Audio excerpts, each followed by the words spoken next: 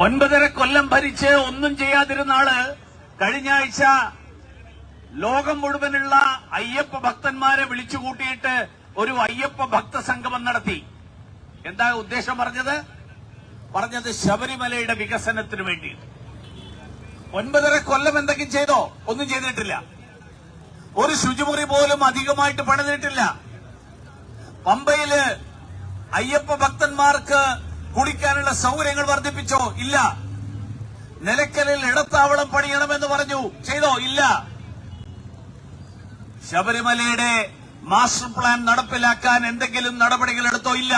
പക്ഷേ ഭരണം അവസാനിക്കുന്നതിന് 6 മാസം മുൻപേ 9.5 കൊല്ലം പൂർത്തിയാകുമ്പോൾ